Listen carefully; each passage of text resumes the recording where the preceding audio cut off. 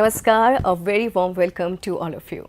I'm Nupur Shresht. I'm delighted to be back on this 5-day online training program, and today is the final day of this training program. Joining me today are Anushka and Sonal, our sign language interpreters. Welcome to the session, Anushka and Sonal. Anushka is on the screen and Sonal will join us shortly. Dear viewers, you are watching us live on eVidya channel number 6212, and you may also stream this session live on our YouTube channel NCERT Official, and we are live on the channel number 31. Yes, we warmly welcome you all to this online training program dedicating to rethinking mental health, multiple sclerosis and accessibility. Over the last few days, we explored our different topics, very important topics. On the first day, we talked about demystifying mental health, multiple sclerosis and global accessibility. On day 2, we talked about mind care, prioritizing mental well-being in everyday lives. Day 3, beyond the invisible, navigating the challenges of multiple sclerosis and support systems. Yesterday, accessibility for all, breaking barriers, building inclusion. As we approach the final day of this enlightening journey, today's focus is on breaking the silos, creating fear-free social spaces for all. Yes, this is our today's topic. I am repeating the topic again. Breaking the silos, creating fear-free social spaces for all. And our goal is to foster understanding and practical pathways for creating inclusive, supportive communities where everyone can feel supported, valued and empowered. And to discuss this topic in detail, I would like to invite our guests.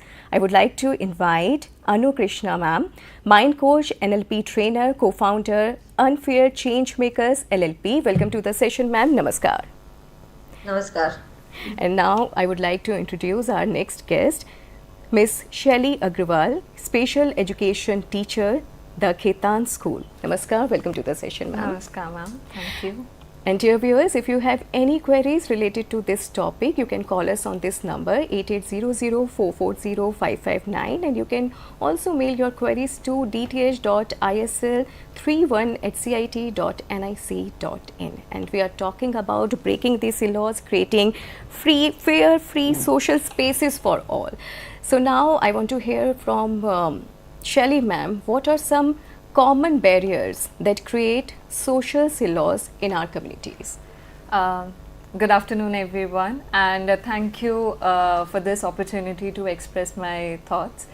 I feel that one of the major reasons or the major barriers that create social silos in the community is that we tend to look at mental health, accessibility, inclusion and disability as different components, as different documents.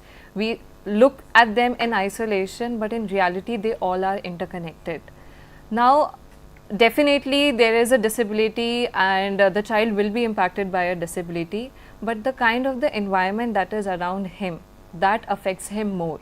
It could be like lack of sensitization, which could be a barrier. It could be physical inaccessibility, which could be a major barrier, and the societal attitudes that could act as a major barrier for a child with physical disabilities.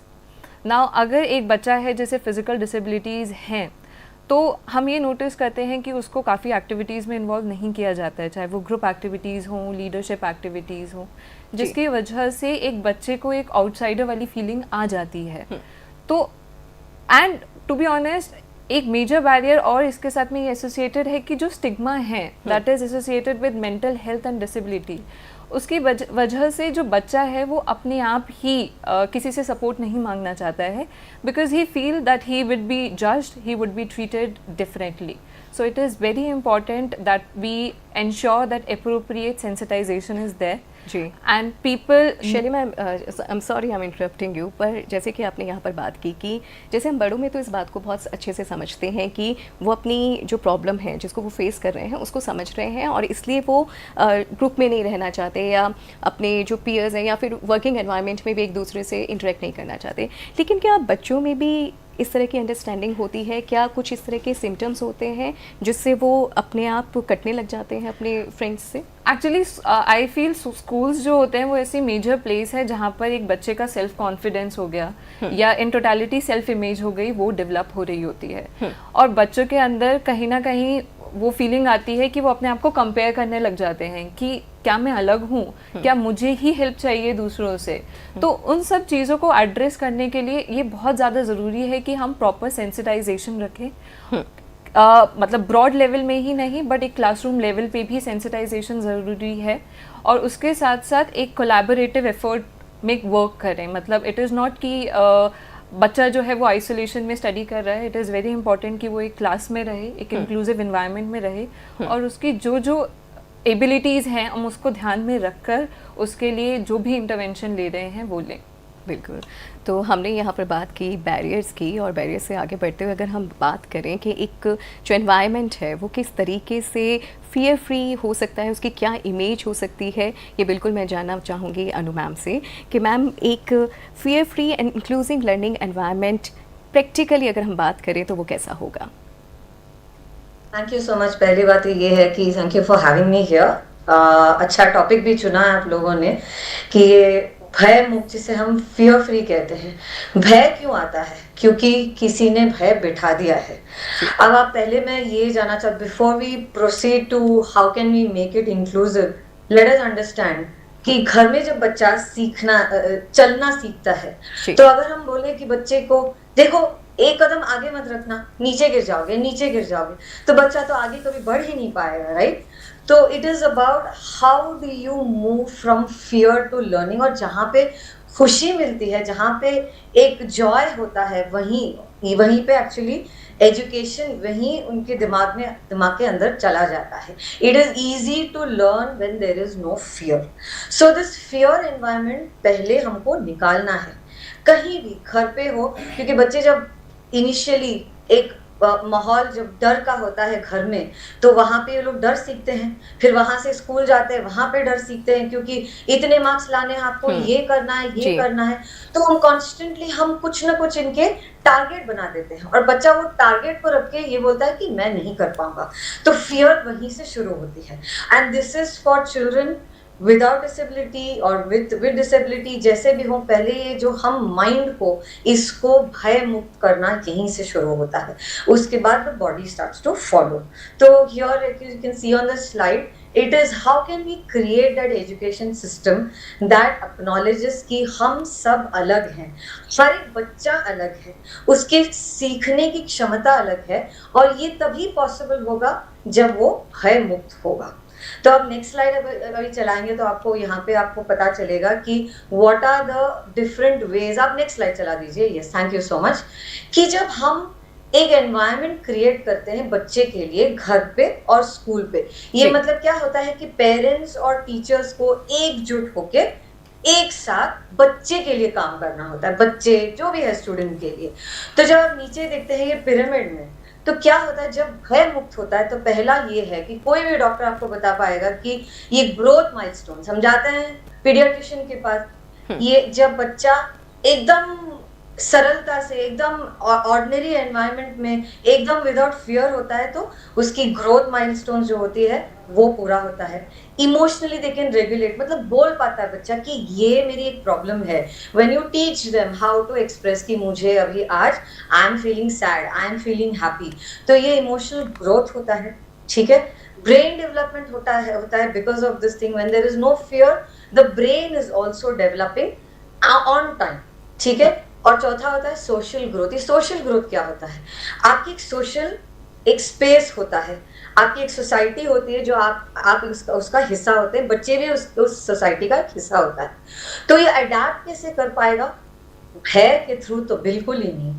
एक भयभीत बच्चा घर पे होगा, वो बाहर नहीं जाएगा, नहीं जाएगी, वो हमेशा माँ के पल्लों के पीछे या जो उसके प्राइमरी केयर गिवर है उसके पीछे छुप जाएगा। जैसे आप देखते हैं कि हम अभी थर्ड स्लाइड में जब भी हम देखेंगे कि how can we actually help school में, और ये शुरू होगा घर से, पहले माँ से, पहले पिताजी से, घर से हम लोग जब भी बच्चे को वो भय से मुक्त करेंगे और इनको एक्सपेक्टेशन जो अपेक्षाएं हैं कि तुम्हें यही करना है, ये नहीं करोगे तो ये तुम्हारे लिए अच्छा नहीं होगा, ये बिल्कुल ही बच्चे को नहीं बोलना है। ये बोलना है कि आई एक्सेप्ट यू, मैं आपको जैसे हो मैं वैसे ही आपको एक्सेप्ट करता हूँ या करती हूँ। जब आप बच्चे को ये दिलासा देंगे तो बच्चा आगे बढ़ पाएगा।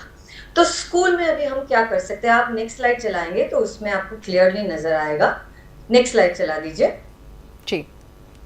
कि हाउ कैन वी मेक वो सोशल स्पेस, वो घर पे ये स्पेस और स्कूल में सब में आप अप्लाई कर सकते हैं। और ये बड़ा सेल्फ एक्सप्लेनेटरी है।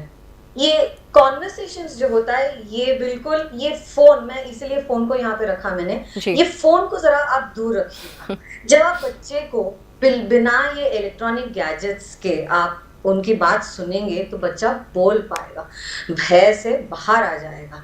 ये स्कूल में तो ऑफ कोर्स ये नहीं है, गैजेट्स तो है नहीं, बट टीचर्स जब भी हैं तो आप सुन लीजिए। बच्चा बिना बोले भी बहुत कुछ बोल देता है, तो आपको सुनना है, आपको ऑब्जर्व करना है। ये तो सारे टीचर्स को तो जानते हैं। फिर अप्रिशिएटिंग द डाइवर्सिटी, हर एक बच्चा अलग है। हम में कितने, अभी जब आप बगीचे में जाते हैं तो हर एक फूल एक ही समान होगा तो आप जाएंगे वहां पे उस बगीचे में? बिल्कुल नहीं जाएंगे हम लोग। तो जब एक गुलाब का एक है, यहाँ पे ट्यूलिप्स है, यहाँ के क्रिसैंथेमम्स हैं, तो आप डिफरेंट डिफरेंट कलर्स जब भी देखते हैं तो आपको लगता है कि वाह, तो बच्चे भी तो ऐसे ही हैं, मासूम से कली हैं, एक एक अलग अलग होता है, डाइवर्सिटी होती है। ये सिर्फ ना तो हम कलर की बात करते हैं, जिस तरीके का बच्चा लगता है, दिखता है, बोलता है, उसकी भाषा सब अलग होती है। तो आपको ये एक्सेप्ट और अप्रिशिएट करना हो। थर्ड, बच्चा आपको आके नहीं बोलेगा। ये मैंने बहुत सारे स्कूल में भी देखा है, जब साइकोलॉजिस्ट कभी कभी बोलते हैं कि अरे मेरा तो दरवाजा मतलब खुला है, कभी भी बच्चा आ सकता है ना। आप बोलिए बच्चे को, आप आइए कभी भी। So you tell I will come to you so that you can come to me। ठीक है, ये बहुत अलग होता है जिस तरीके से आप भाषा बोलते हैं। जी ठीक है मैम, ये आपने बहुत ही एक इम्पॉर्टेंट पॉइंट बताया कि जो बच्चा है वो नहीं आपके पास आएगा, आपको बच्चे के पास जाना पड़ेगा। तो क्या मैम स्कूल्स में भी जो काउंसलर्स हैं, जो स्पेशल एजुकेशन टीचर्स हैं, उनके लिए भी कुछ गाइडलाइंस होती हैं कि उनको जैसे कि आफ्टर 3 मंथ्स या आफ्टर 6 मंथ्स कुछ ऐसा है कि उनको बच्चों को उनके जो बिहेवियर है उसको ऑब्जर्व करना चाहिए? क्या कुछ ऐसे सेशंस होते हैं जो वो बच्चों के साथ कंडक्ट करते हैं? ये सवाल मेरे लिए है ये वाला? जी जी बिल्कुल मैम। जैसे कि आपने कहा ना मैम कि बच्चा आपके पास नहीं आएगा, आपको बच्चे के पास जाना है, जैसे कि हम काउंसलर्स की बात कर रहे थे, तो इन दैट कॉन्टेक्स्ट बिल्कुल। क्या होता है, एटलीस्ट जहाँ तक मेरा मानना है कि सीबीएसई ने एक्चुअली मैंडेटरी किया है कि counsellors have to be present in the school when the children are there in the school. ठीक है, तो मैं यही चाहती हूँ कि वो स्पेशल चिल्ड्रन हो, other children with special needs, where you have to actually become special yourself to understand that child। अगर आप बच्चे के जगह पे नहीं जाएंगे तो आप नहीं, ये बिल्कुल आपको समझ नहीं आएगा। हर एक बच्चा अलग है, तो प्लीज कीप ये मैंने बहुत सारे स्कूलों में देखा है कि वो दरवाजा बंद करके रखते हैं। नहीं, आप वो दरवाजे को खुला रखिए। Let them see you so that they can understand कि आप हमेशा अप्रोचेबल हैं, और जाइए उनसे मिलिए। क्योंकि जब ब्रेक होता है, उनका शॉर्ट ब्रेक होता है, उनका लॉन्ग ब्रेक होता है, लंच ब्रेक होता है, आप जाइए, मिलिए उनसे, बात कीजिए। That is the best time. जब वो लोग actually when they are not studying in the classroom, तभी वो लोग बहुत कुछ बोल पाते हैं, और एक गेम्स पीरियड में आप उनसे बात कर सकते हैं। ओके, फिर जो आपका ये एक्टिवली वो ड्रामा का कोई, थिएटर का कोई पीरियड है, तभी आप उनसे बात कीजिएगा। लंच ब्रेक में आप बात कीजिएगा। तो we have to take effort as adults, as counselors, as mental health workers, we have to go to children। तो ये चीज मैं लगातार देखती हूँ कि अदर वे एक्सपेक्ट किया जाता है। बच्चों को कैसे पता चलेगा कि मुझे अभी सहायता की जरूरत है? बच्चे को नहीं पता चलेगा, हमको ये देखना है। तो you become an example to actually show them I am there for you। ये सिर्फ बोलने से नहीं होता है, करना होता है। Right, we have to show not tell, जो हमेशा लर्निंग में हम लोग बोलते रहते हैं। Right, and of course listen to them. हम ज्यादा बोलेंगे नहीं, लेकिन सुनेंगे। बहुत बातें ना बिना बोले बच्चे बहुत कुछ बोल लेते हैं, ये मेरा मानना है। very true. और children are not the things to be molded, they are to be unfolded. तो उनको समझना बहुत ज़रूरी है क्योंकि बहुत सॉफ्ट होता है उनका मन, और एक अगर आप उनको लव एंड अफेक्शन दिखाएंगे तो ज़रूर वो आपको अप्रोच करेंगे. और यहाँ पर मैम ने बहुत इंपॉर्टेंट बात की कि एक्सपेक्टेशंस, जो प्रेशर है अभी भी पेरेंट्स का जो बच्चे पर है, या फिर उनका जिस तरीके से दिन जाता है, और कहीं ना कहीं वो जितना भी एक आपका जो गुस्सा है वो बच्चों पर निकलता है, तो उसको अवॉइड करने की ज़रूरत है. और साथ ही साथ एक पॉजिटिव और एनकरेजिंग एनवायरनमेंट है उसको घर पर बनाने की ज़रूरत है. मेरा अगला सवाल शैली मैम से है, और यहाँ पर मैम हम जैसे कि स्कूल लेवल पर बात करना चाह रहे हैं, स्कूल लेवल की हम बात कर रहे हैं, तो जो क्लासरूम है वहाँ पर क्या strategies can teachers and educators use to make classroom more inclusive and supportive? जब हम बात कर रहे हैं क्लासरूम्स की, आई फील क्लासरूम से पहले हमें एक स्कूल सिस्टम को समझना बहुत ज़्यादा ज़रूरी है. बिल्कुल.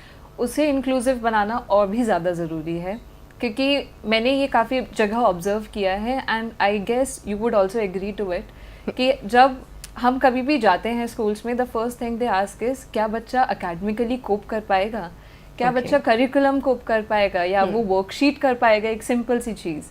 बट हमें ये चीज़ जाननी ज़्यादा ज़रूरी है whether the environment is accessible for the child, कि वो कंफर्टेबली मूव कर सके, या फिर दूसरा बच्चा पार्टिसिपेट कर सके किसी भी भय के बिना, सबसे ज़्यादा ज़रूरी. एंड तीसरा, क्या वो बच्चा इमोशनली और सोशली सपोर्टेड फील करेगा भी उस सेटअप में या नहीं करेगा. तो जब मैं बात कर रही हूँ अकेडमिक्स की, आई थिंक अकेडमिक्स सेकेंडरी हो जाते हैं. जो फाउंडेशनल नीड्स हैं हमारी, कि हमें एक फ़िज़िकल सपोर्ट देना है बच्चे को और एक इमोशनल और सोशल सपोर्ट देना है बच्चे को, वो मेरे लिए ज़्यादा इम्पॉर्टेंट हो जाते हैं. एंड इसीलिए ही जब मैं फ़िज़िकल सपोर्ट की बात कर रही हूँ, तो जब हम एक बच्चे को एक्सेसिबल इन्वायरमेंट देंगे तो उसका जो पार्टिसिपेशन है वो अपने आप बढ़ जाएगा, उसका जो कॉन्फिडेंस है वो अपने आप बढ़ जाएगा. और जब मैं फ़िज़िकल सपोर्ट की बात कर रही हूँ तो डेफिनेटली एक, आप जैसे स्लाइड पर भी देख सकते हैं कि रैम्प्स होने चाहिए, रेलिंग्स होनी चाहिए, एलिवेटर्स होने चाहिए, व्हील चेयर्स येस होनी चाहिए, बट व्हील चेयर्स के लिए ब्रॉड पैसेजेस होने चाहिए ताकि आप इजीली मूव कर सकें. Then there should be disability friendly washrooms, and most importantly एक क्लिनिक या फिर एक डिस्पेंसरी होनी ही चाहिए, ताकि it can ensure posture care for the child with physical disabilities, and it can provide him with that private and personal space where he can feel calm and relaxed. Now the second important thing is emotional support. जब मैं emotional support की बात कर रही हूँ, we need to ensure कि बच्चा जो है वो feel करे कि that he is included, he belongs to that particular space. तो उसके लिए one of the most important thing is priming. Priming होता है कि हम पहले ही बच्चे को बता देते हैं कि उसका दिन कैसा जाएगा, या उसके दिन में क्या क्या ट्रांजिशन वाली एक्टिविटीज़ हैं, उसके लिए क्या क्या नए एक्सपीरियंसेस होंगे, क्या क्या नए लोगों से मिलेंगे. तो जब हम ऐसे बच्चे को पहले से ही तैयार कर देते हैं कि आपका दिन कैसे गुजर सकता है, तो बच्चे की जो एंजाइटी होती है वो अपने आप रिड्यूस हो जाती है, और he knows what he has in that particular day. तो वो उस बच्चे के लिए थोड़ा मोटिवेशन इंक्रीज़ करता है. एंड फर्दर अगर हम उसके साथ में एक रीएनफोर्समेंट या एक रिवॉर्ड अटैच कर देते कि हाँ, अगर आपका दिन अच्छा गया या आपका दिन जैसा भी गया, आपको एक रिवॉर्ड मिलेगा, एक रीएनफोर्समेंट मिलेगा, तो उस बच्चे की जो मोटिवेशन होती है या उसकी जो एक ज़ील होती है पार्टिसिपेट करने की, वो बढ़ जाती है अपने आप ही. ना जैसे आपने मुझसे पहले भी एक क्वेश्चन पूछा था कि बच्चे भी क्या वो फील करते हैं, तो हाँ, वो बच्चे भी फील करते हैं, क्योंकि बच्चों का सेल्फ कॉन्फिडेंस उस टाइम बहुत डेवलप हो रहा होता है, और जैसे जैसे बच्चे का सेल्फ कॉन्फिडेंस डेवलप होगा उसका पार्टिसिपेशन अपने आप इंक्रीज़ होगा. तो इसीलिए ही ये बहुत ज़्यादा ज़रूरी है कि बच्चा चाहे कैसी भी एक्टिविटीज़ हो, चाहे असेंबलीज़ हो, चाहे सिंपल क्लासरूम एक्टिविटीज़ हो, इट इज़ वेरी इम्पॉर्टेंट कि वो बच्चा उनमें पार्टिसिपेट करे, क्योंकि जैसे उसका पार्टिसिपेशन बढ़ेगा उसका सेल्फ इस्टीम अपने आप बढ़ेगा कि हाँ, मैं ये काम कर सकता हूँ. एंड आई फील कि अगर एक भी हमारे पास कोई भी एक अच्छा फ्रेंड होता है, एक सपोर्टिव फ्रेंड होता है, तो अपने आप हमारे जो स्कूल एक्सपीरियंसेस होते हैं वो बहुत अच्छे हो जाते हैं. तो डेफिनेटली एक इंक्लूसिव एनवायरनमेंट के लिए एक इमोशनल सपोर्ट बहुत ज़्यादा ज़रूरी है. And lastly the academic support. हमें पता है कि अगर एक बच्चा फिज़िकल डिसेबिलिटीज़ के साथ में है तो उसकी सिर्फ कुछ फिज़िकल एबिलिटीज़ नहीं बट और भी एबिलिटीज़ अफेक्टेड होंगी. तो इसीलिए ही हमें जो अकोमोडेशंस हैं या अडेप्टेशंस हैं उनको ध्यान में काफ़ी रखना होगा। ज़रूरी नहीं है कि एक बच्चा जो है वो पेन और पेपर लेकर ही एक टेस्ट परफॉर्म करे। जैसे अनु मैम ने भी अभी कहा कि बच्चे अगर बोल भी नहीं पाते but they can still express it through various other means, उनके जेस्चर्स एक्सप्रेस कर देते हैं। तो बच्चों को ज़रूरी है हमें कि हम उनको अपॉर्चुनिटी दें। अगर वो ओरली अपने आंसर्स देना चाहते हैं तो ठीक है, हमें ओरली देने हैं उनके आंसर्स, क्योंकि at the end of the day हमें ये देखना है कि वो बच्चा सीखे कुछ, उसकी क्या लर्निंग हुई है हम वो जान सकें, तो वो ज़्यादा ज़रूरी है। एंड अनदर थिंग इज़ कि बच्चे को कभी भी ये फील नहीं होना चाहिए कि वर्कलोड बहुत ज़्यादा है या एकेडमिक लोड बहुत ज़्यादा है। इसीलिए ही differentiated instruction and flexible teaching methods are extremely important. Multi sensory learning जब हम बच्चे को प्रोवाइड कराएंगे तो बच्चे के जो एक्सपीरियंसेस होंगे वो और ज़्यादा एनहांस होंगे। अगर बच्चा विजुअल लर्नर है तो उसके लिए विजुअल स्केड्यूल्स रखो, उसके लिए विजुअल क्यूज़ रखो, ताकि वो बच्चा ईजिली पार्टिसिपेट कर सके। एंड सबसे इम्पॉर्टेंट असिस्टिव टेक्नोलॉजी। अगर बच्चे की फाइन मोटर स्किल्स अफेक्टेड हैं तो कोई नहीं, हम उसको स्पीच टू टेक्स्ट सॉफ्टवेयर दे सकते हैं या टेक्स्ट टू स्पीच सॉफ्टवेयर दे सकते हैं, या हम लो टेक भी रख सकते हैं, जैसे हम बात करते हैं AAC बुक्स की। तो हम इन सब से भी बच्चे का जो पार्टिसिपेशन है उसे इंक्रीज़ कर सकते हैं।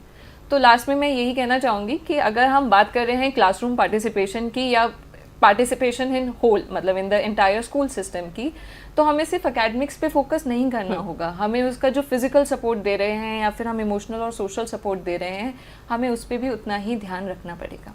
जी बिल्कुल, और यहाँ पर हम बिल्कुल इस बात को भी कह सकते हैं, समझ सकते हैं, और हमें अप्रिशिएट करना चाहिए जितने भी हमारे टीचर्स हैं, स्पेशल एजुकेशन टीचर्स हैं, हमारे काउंसलर्स हैं, जो कि बहुत पेशेंस के साथ और बहुत ही लव अफेक्शन काइंडनेस के साथ बच्चों के साथ डील करते हैं। और साथ ही साथ जो पेरेंट्स हैं वो भी बच्चों के साथ एक उसको कह सकते हैं कि बहुत मुश्किल हो जाता है कई बार बच्चे को समझना वो क्या कहना चाहता है, नेक्स्ट वो किस बारे में बात करना चाहता है, लेकिन वहाँ पे जो पेरेंट्स का रोल है वो भी बहुत ही इम्पॉर्टेंट हो जाता है।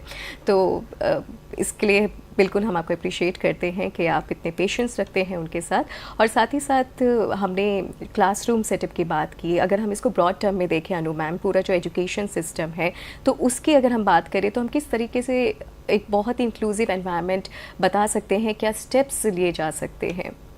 जी तो शैली जी थैंक यू, आपने मेरा काम आसान कर दिया। मैम ने बहुत कुछ जो मैं कहने जा रही थी वो खुद कह बैठे, तो बहुत अच्छी बात है। तो आप दूसरा मेरा एक स्लाइड चलाएंगे तो उसमें आपको एकदम एक संक्षेप में आपको मिल जाएगा कि इंक्लूसिवनेस क्या होता है। इंक्लूसिवनेस है कि मैं इस चीज का हिस्सा बन सकता हूँ या मैं इस चीज की हिस्सेदार हूँ। That is very very important. एक एहसास दिलाना उनको, सिर्फ बताने से कोई इंक्लूसिविटी नहीं बनती। उस डाइवर्सिटी को हम कैसे अपनाएंगे, आज के तारीख में मुझे नहीं लगता कि अभी तक हम ये कर पाए हैं अपने एजुकेशन सिस्टम में। तो जहां हम लोग डिसेबिलिटी की या चिल्ड्रन विद स्पेशल नीड्स के बारे में बात करते हैं, स्कूल भी उनका अलग बनाया गया है। मैं मानती हूँ कि ठीक है उनके लिए स्पेशल एजुकेटर्स की जरूरत पड़ती है तो होता है, लेकिन ये ऐसे सबको मतलब स्कूल्स को अलग करके, टीचर्स को अलग करके हम एक ऐसा मतलब एनवायरनमेंट, ऐसा माहौल हमने क्रिएट किया है कि ये लोग अलग हैं, ये अलग हैं, मैं नॉर्मल हूँ, आप नॉर्मल नहीं हैं। तो ये पहले एक्सेप्ट करना पड़ेगा कि हम सब अलग हैं। अलग है का ये मतलब नहीं है कि दे आर व्हाट टू से दे आर बिलोंगिंग टू कोई और प्लैनेट से आ रहे हैं, नहीं, सब लोग यहीं के हैं। तो जब आप इंक्लूसिविटी की बात करते हैं, when we have children okay with special needs, wheelchair access, तो मैं आपको एक एग्जांपल देना चाहती हूँ। मेरी एक्चुअली एक सहेली है, बम्बई में है, उसकी बेटी को बैंगलोर में एडमिशन नहीं हो पाया। क्यों? एकदम ब्रिलियंट चाइल्ड है, क्योंकि she needs is a child with special needs, तो वो चल नहीं पाती, तो उसको रैंप एक्सेस नहीं मिला, जो शैली मैम ने बताया था। जब आप स्कूल में रैंप एक्सेस नहीं है तो ये ब्रेनी सा बच्चा कहाँ जाएगी ये बच्ची? तो उसका वहाँ एक अच्छे से कॉलेज में एडमिशन नहीं हुआ। मैं किसी के पे ऊपर मतलब कोई आरोप नहीं लगाना चाहती, but that is a reality of today, that we are not making it easy for children. तो हमने क्या मैसेज दे दिया उस बच्ची को कि आप अलग हो, और अलग होना ये सही नहीं है। ये मैसेज गया है, क्योंकि मैं खुद वो बच्ची से बात कर चुकी हूँ, क्योंकि आके मुझे बोली, आंटी देखो मुझे वो जो एडमिशन चाहिए था, मेरा वो एंट्रेंस एग्जाम मैंने पास किया है, एवरीथिंग इज ओके, लेकिन there is no ramp access, right? So inclusivity तभी बनेगी जब आप बच्चे को आप अपनाए, उसको आमंत्रित करें, बोले कि whatever you need is available in this school, is available in this college. ये आप कैसे, आपको करना पड़ेगा, मतलब ramp access has to increase. And जब आप पहले रिप्रेजेंटेशन का देखेंगे तो एकदम वेरिड एंड डाइवर्स कंटेंट जो हम बोलते हैं, एक्सेसिबिलिटी की जो बात करते हैं हम लोग, जैसे शैली मैम ने भी बोला था, you need this ramp access, you also need digital access through braille and those methods, and the teachers तो अलग ही होंगे ब्रेल सिखाने के लिए एंड थिंग्स लाइक दैट। जब आप वेरिड मेथड्स ऑफ टीचिंग जो हम लोग बोलते हैं, हमारे इसमें जो काउंसलर्स में देयर इज समथिंग कॉल्ड वैक, तो विजुअल ऑडिटरी एंड किनेस्थेटिक होता है। मैं एक ऐसी बच्ची थी स्कूल में जो मुझे मुझे जब टीचर्स बोलते थे मुझे कम समझ में आता था, लेकिन जब कोई ड्राइंग वगैरह करके हमको कुछ रिप्रेजेंट करते या मैप पे कुछ दिखला देते थे, भूगोल ऐसे ही समझ आता था मुझे, कोई बताएगा तो I was more visual and I was able to experiments करके मुझे समझ में आता था। लेकिन अगर लगातार टीचर्स बोलते जाते थे ऑडिटरी मीन्स, मैं नहीं समझ पाती थी, तो मैं उस सब्जेक्ट में एक्चुअली मैं फेल होती थी या तो बहुत कम मार्क्स आते थे। क्या इसका मतलब ये है कि I am not brilliant? No.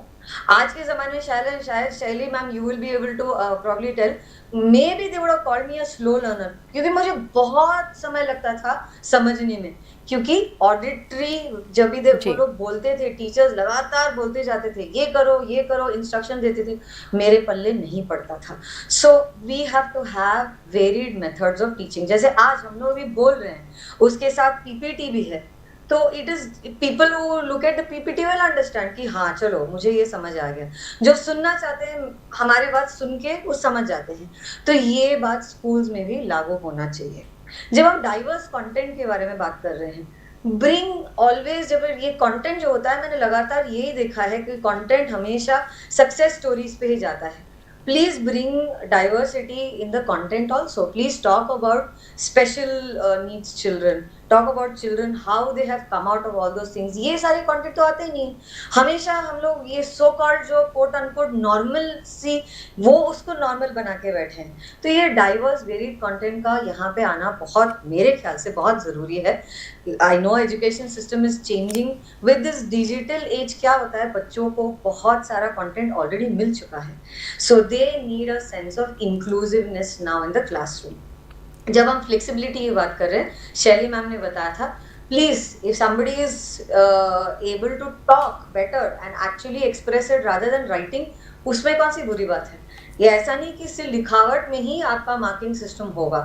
मानती हूँ कि एजुकेशन सिस्टम के लिए बहुत मुश्किल हो गया है, टीचर्स के लिए बहुत मुश्किल हुआ, बट मैंने देखा है कि कुछ बच्चे जो होते हैं बात करके या प्रोजेक्ट्स के थ्रू बहुत कुछ बोल देते हैं, लेकिन लिखावट जो होती है या उनकी हैंडराइटिंग जो होती है एकदम मतलब नहीं होता उनका। एकदम रीजनेबल टाइमलाइन, सबके लिए आप एक टाइमलाइन आप दे देते हैं, कुछ बच्चे नहीं कर पाते हैं, लेकिन I know there is uniformity that we are trying to bring, I understand. CBSE ने ये भी किया कि इंडिविजुअल एंड ग्रुप वर्क भी किया है, इंडिविजुअल प्रोजेक्ट्स होता है, ग्रुप वर्क, और मैं ये मानती हूँ कि बहुत ये ज़रूरी है, क्योंकि आगे चल के जब ये लोग कॉर्पोरेट्स में जाते हैं तो ग्रुप एक्टिविटीज़ ये जो स्कूल में करते हैं, इसी चीज़ को का एक्सपीरियंस इनको कॉर्पोरेट लाइफ में इनको मिल ही जाता है उसके बाद। और लास्ट में जो हम बोलते हैं ये कम्युनिटी फीलिंग, कोई भी बच्चा हो, you know, and specially children with special needs, ये कम्युनिटी जो होता है यही उनको एक एहसास दिलाता है कि यस, आप हमारे एजुकेशन सिस्टम, आप हमारे सोसाइटी का एक हिस्सा हो। तो ये सीनियर जूनियर का मेंटरशिप मैं मानती हूँ, ये जो बड़ी system which ma'am was also talking about, make the seniors responsible, ये उनके लिए भी एक सीख होती है कि how do you take care of your juniors. ये चीज़ तो आगे चल के भी जब भी वो लोग जॉब करते हैं या खुद का बिजनेस शुरू करते हैं, जो भी करते हैं, या कल आगे चल के कोई भी प्रोफेशन में हो, दे हैव टू नो कि जूनियर्स को कैसे वो लोग मेंटर कर पाएंगे, कैसे उनके साथ एकजुट होके उनके साथ काम कर पाएंगे, कैसे काम उनसे निकलवाएंगे। ये सारा चीज़ मेंटरशिप के थ्रू ये बहुत ज़रूरी होता है मेरे ख्याल से। एंड ऑफ कोर्स जब भी आप चिल्ड्रन विद स्पेशल नीड्स होता है, जब भी हम लोग बात करते हैं इंक्लूसिव कैसे होंगे ये स्कूल्स में या कहीं भी, क्योंकि जो स्कूल्स में होता है जी वही चीज बाहर मिरर होगा सोसाइटी में। तो ये बुलिंग जो है, जी माना कि ragging is not, it is a punishment, ये all these things it is not allowed in schools and things like that, फिर भी ये देखा गया है कि जब जो घंटी बजी उसके बाद बच्चे बाहर निकले, जैसे ही स्कूल के बिल्डिंग के बाहर आए, लेकिन स्कूल के प्रेमिसेस के अंदर ही हैं, वहीं से शुरू हो जाती है। देखो ये कैसे दिखता है, देखो उसके कपड़े कैसे हैं, देखो उसने चश्मा पहन के रखा है। मैंने 7 साल में मेरा चश्मा लग गया था। I know how I was bullied from the age of 7। आज के तारीख में मैं वही देखती हूँ। मैंने कहा 40-45 साल हो गए, लेकिन ये बुलिंग तो कहीं खत्म ही नहीं हुआ है। तुम बच्चों को क्या सिखा रहे हैं कि इसी से इंक्लूसिविटी होता है, कि आप किसी और बच्चे को आप ये बोले कि आप सही नहीं हो, आप ठीक नहीं हो, तो इसलिए I have the right to actually bully you. तो ये बुलिंग स्पेशली मैं मानती हूँ कि हर काउंसलर के साथ मेरा यही अपील है, please take this very very very in a very serious manner, कि ये बुलिंग को आप जितनी जल्दी हो सके आप इस चीज को एड्रेस करें। तो ये मैं माना। तो ये इंक्लूसिवनेस क्या होता है कि जी जब मैं सिखा रही हूँ किसी बच्चे को कि आपको इस बच्चे को एक्सेप्ट करना है, तो पहले वो बच्चे को ये एहसास दिलाना जरूरी है कि एवरीबॉडी इज इक्वल। आजकल हम इक्वालिटी बहुत, हर इंस्टाग्राम रील में यही चलता आया है, इक्वालिटी इक्वालिटी इक्वालिटी। तो ये इक्वालिटी हम घर पे, उसके बाद जाएगा स्कूल्स में, और उसके बाद सोसाइटी में। तभी हम किसी और को अलग नहीं रखेंगे, कहेंगे कि आप भी इसके हिस्सा हो, आप भी अनु मैम, बहुत अच्छे से आपने, you bring really some very important points, और आपने रिलेट किया उसको अपने एग्जांपल्स के साथ, अपनी लाइफ के साथ भी। और यहाँ पर हम बिल्कुल समझ सकते हैं इस बात को कि अवेयरनेस है, हम बात कर रहे हैं, लेकिन अब बात ही नहीं करनी है, इम्प्लीमेंटेशन होना बहुत ज़रूरी है। स्कूल लेवल पर स्कूल्स में कितना काम हो चुका है उसको लेकर, क्योंकि काम जब तक नहीं होगा, इम्प्लीमेंट नहीं होगा, फिर हमारे पास अगर सोर्सेज भी हैं, रिसोर्सेज भी हैं, तो फिर वो ज़ाया जाएंगे। इसलिए ज़रूरी है कि उन पर काम हो, इम्प्लीमेंटेशन होना ज़रूरी है। अवेयरनेस आपको डिफरेंट प्रोग्राम्स के थ्रू पहुंचती है। हमारे जो स्पेशल एजुकेटर्स हैं, काउंसलर्स हैं, अनु मैम हैं, जैसे शैली मैम हमारे साथ हैं, वो अपने लेवल पर कितना काम कर रहे हैं। तो इसलिए ज़रूरी है कि एक्शन लिया जाए, और जब एक्शन होगा तभी मैं फिर से कहूँगी कि तस्वीर बदलेगी, और तस्वीर बदल रही है, लेकिन हाँ, उस पर काम ज़रूर किया जाना चाहिए। अगला सवाल मेरा शैली मैम से है। Shaili ma'am, how can education system go beyond silos to address mental health, disability and inclusion holistically? I think अगर हम एक एजुकेशन सिस्टम की बात कर रहे हैं जी, तो वी शुड नॉट, मतलब if we want an education system to go beyond silos, we need to see that be it mental health, accessibility, inclusion or disability, we do not treat them as separate, we do not treat them in isolation, they are all interlinked and we need to understand them कि ये सारे के सारे एक interconnected हैं। अगर एक बच्चे को अकेडमिकली, अगर एक बच्चा मल्टीपल स्क्लेरोसिस के साथ भी है और अगर वो अकेडमिकली सफ़र कर रहा है, तो ये नहीं है कि वो उसकी इनेबिलिटी है, उसकी वजह से वो इतना ज़्यादा सफ़र कर रहा है। It could be because of fatigue, it could be because of anxiety, which could be due to participation, physically inaccessible environment है, उसकी वजह से भी उसको वो प्रॉब्लम्स हो सकती है।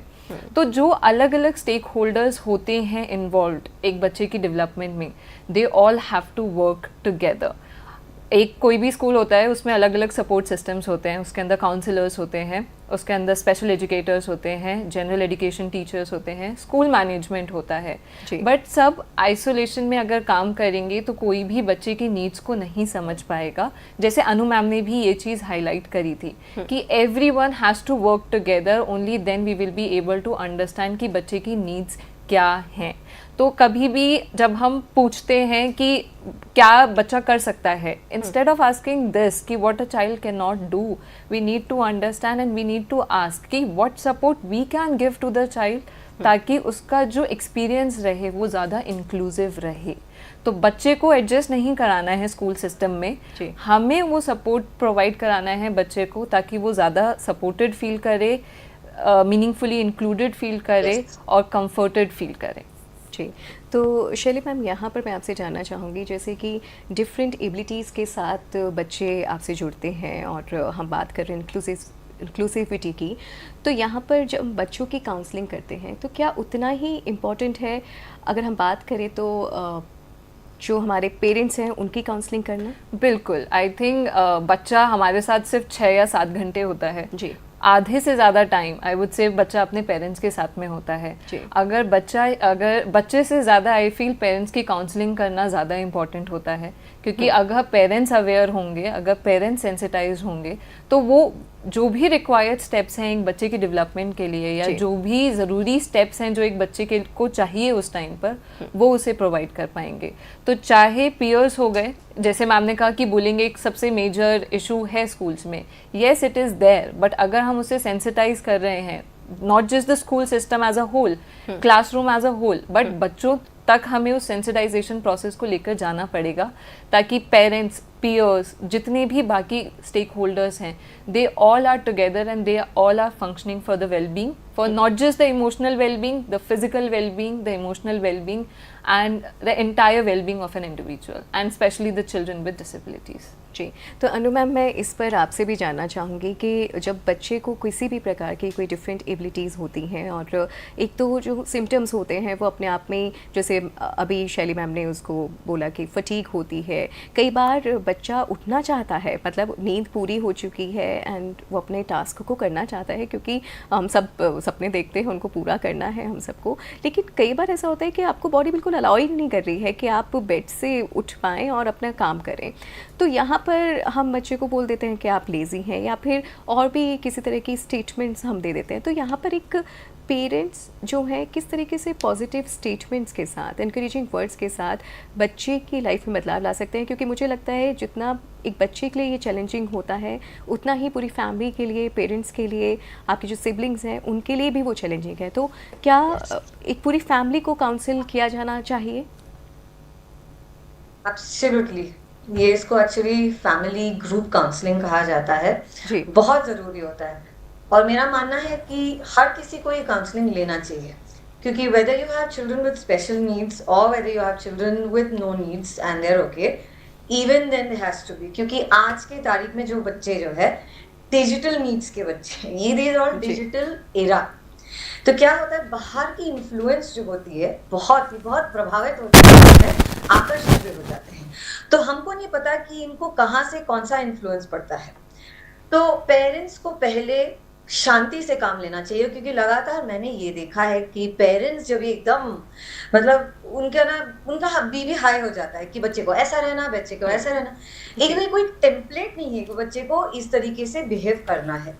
एक दिन बच्चा हाँ उठ नहीं पा रहा, ठीक है, लेकिन मानो कि 7-8 दिन ऐसे ही निकला जा रहा है, तो देयर इज डेफिनेटली समथिंग। आप हमेशा, मैं पेरेंट्स को बोलती हूँ, इवन टीचर्स, पैटर्न ऑब्जर्व कीजिए। अगर आपने एक आध दिन, तो हमको भी ऐसे ही लगता है ना कि अरे यार आज उठ के बस कुछ नहीं करना, बस ऐसे ही बैठे रहना, तो इसका मतलब ये नहीं कि कुछ हुआ है, बट लगातार आप 10-15 दिनों के लिए ये आपने एक चेंज देखा है, या बच्चा एकदम एग्रेसिव होता जा रहा है, या समथिंग इज रॉन्ग, तो जरूर आपको इस चीज को नजरअंदाज नहीं करना चाहिए। तो प्लीज टेक नोट। तभी आप प्रोफेशनल हेल्प का आप जरूर ले सकते हैं, या स्कूल में जाके आप टीचर्स को पूछ सकते हैं कि मेरा बच्चा स्कूल में ठीक है क्या, कुछ हो रहा है क्या, कोई और बच्चा उसको छेड़ रहा है क्या, ये तो है। एंड जो आपने तीसरा एक पॉइंट रेज किया है कि is it necessary sometimes to have that family group counselling, definitely yes, क्योंकि क्या होता है, मानो कि ये जो एक त्रिकोण है, मानो कि यहाँ पे बच्चा है ऑन द टॉप, यहाँ पे पेरेंट्स है नीचे, और यहाँ पे school. We have to work together. Shelly ma'am was saying, if the three are not going to work together, it's of no use. What sense does it make if we don't do that, right? तो teachers कुछ करते जाएंगे और parents उसके counter कुछ करते रहेंगे, फिर बच्चा आखिर में बच्चे को ही प्रॉब्लम होता है ना। तो school and parents have to start coming together, communicate better. वो एक चीज है कि मैं इस तरीके से स्कूल में बिटवीन 9 and 3 या 9 and 4 I will support, the rest of the time it is a parents responsibility. आजकल पेरेंट्स को वो नहीं करना होता है, उसके बाद आप 1000 क्लास में बच्चे को डाल देते हो। क्यों? क्योंकि मैंने देखा है कि पेरेंट्स वो रिस्पॉन्सिबिलिटी नहीं लेना चाहते। It is difficult in this digital age, whether is a child with special needs और not, It is difficult and it is a very challenging task to raise your child in this digital era. But इसका ये मतलब नहीं है कि हाथ हो बैठे. Please spend as much time as the first thing before all that counselling. Counselling की बारी ही ना आए, हम यही चाहते हैं. आप घर पे प्लीज बच्चों के साथ बहुत वक्त बिताइए, क्वालिटी टाइम. माना कि दोनों माँ पिताजी दोनों काम कर रहे हो, mom and dad, please spend a lot of quality time with the child. They need it. Hug the child. ये फिजिकल जो हम लोग बोलते हैं वो टच बोलते हैं, बहुत जरूरी होता है बच्चों के लिए. ये मत बोलिए कि मेरे माँ बाप ने मुझे हग नहीं किया तो मैं बच्चे की नहीं. हमारे माँ बाप कोई अलग जनरेशन के थे, उनको ये सब नहीं पता था, but we are aware. So let us not make the same thing, let us not pass on the same thing. बिल्कुल बिल्कुल मैम. और आपने जो पॉइंट्स किए क्योंकि बच्चा बहुत क्लोज फील करता है, मतलब उसको ऐसा लगता है कि मैं वांटेड हूँ अगर आप उसको एक फिजिकल टच देते हैं, उसको एक हक देते हैं. और साथ ही बहुत ही इम्पॉर्टेंट तरीके से आपने इस बात को समझाया कि इंटरेक्शन होना बहुत ज़रूरी है. और बच्चे के अंदर अगर कोई भी बिहेवियरल चेंज आ रहा है या उसकी बॉडी लैंग्वेज में कोई भी चेंज है तो आपको उसको ज़रूर पूछना चाहिए कि क्या हो रहा है, और उससे बात करना ज़रूरी है. टाइम देना बिल्कुल ज़रूरी है. मैं रिपीट इसलिए कर रही हूँ मैम के पॉइंट्स को क्योंकि हम सिर्फ सुन के रह जाते हैं, फिर हम भूल जाते हैं. लेकिन हमको इस बात को बिल्कुल नहीं भूलना है कि इन सबको हमें प्रैक्टिस में लाना है, और प्रैक्टिस में ही ला के हम अपनी लाइफ को ट्रांसफॉर्म कर सकते हैं. बहुत बहुत शुक्रिया अनुकृष्णा मैम हमारे साथ जुड़ने के लिए और इतने अच्छे से इस टॉपिक को, इस विषय पर बात करने के लिए. एक चीज मैं बताना चाहती हूँ, बस 10 सेकेंड लगेंगे. बच्चे को ये जरूर एहसास दिलाइए and tell them this, I am there for you, I am there with you. ये कितनी बार आप दिन में बोल सकते हो, बच्चे को भी बोलिए. Please use your body and actually say I am there for you, I am there with you. ये बच्चे के लिए बहुत मायने रखता है जब उसको लगता है कि उसकी फैमिली उसके साथ है. जी बिल्कुल. बहुत बहुत शुक्रिया अनु मैम. और साथ ही मैं बहुत बहुत शुक्रिया अदा करना चाहूँगी शैली अग्रवाल मैम आपका भी हमारे साथ जुड़ने के लिए और इस विषय पर ये सारी बातें हमारे साथ साझा करने के लिए. और साथ ही व्यूअर्स आपको भी बहुत बहुत शुक्रिया हमारे साथ इस जर्नी में जुड़े रहने के लिए. I hope you find this journey really enlightening. और अब उस विषय पर भी हम आपसे बात करते हैं. जैसे कि शुरुआत में हमने आपसे कहा था कि ये हमारा 5 डे का ऑनलाइन ट्रेनिंग प्रोग्राम है और आज इसका लास्ट ये सेशन था.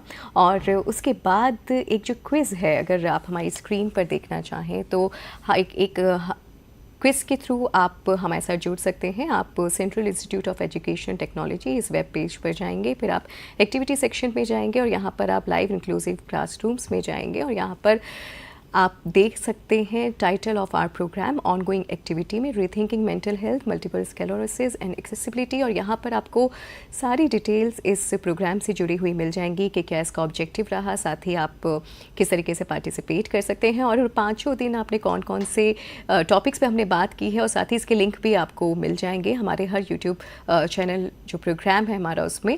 और साथ ही आपको बिल्कुल बताना चाहेंगे ये जो हमारा 5 डेज़ का जो प्रोग्राम रहा है और जो क्विज़ की हमने बात की थी तो लिंक यहाँ पर है और वो एक्टिव हो जाएगा इस प्रोग्राम इस सेशन के बाद. और जो क्विज़ है उसको आप फिल कर सकते हैं 1 मंथ की विंडो के अंदर. जैसे कि आज 22 मई है तो 22 जून तक आप इस क्विज़ फॉर्म को जो क्वेश्चंस हैं उसके साथ सबमिट कर सकते हैं. तो बिल्कुल मुझे उम्मीद है कि कुछ बदलाव आपने ज़रूर महसूस किया होगा. और बदलाव की ओर जब हम बढ़ते हैं तो कई तरह के चैलेंजेस भी आते हैं, लेकिन चैलेंजेस को पार करते हुए हम अपनी लाइफ को सुंदर बना सकते हैं और साथ ही हम साथ ले सकते हैं उन लोगों का जो इसमें हमारी बिल्कुल मदद कर सकते हैं.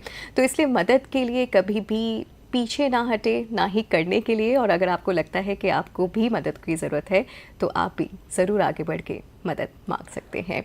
आज के इस सत्र में बस इतना ही. अब मैं नुपुर कुलश्रेष्ठ आपसे लेती हूँ इजाज़त. आप सबका बहुत बहुत शुक्रिया हमारे साथ जुड़ने के लिए. नमस्कार.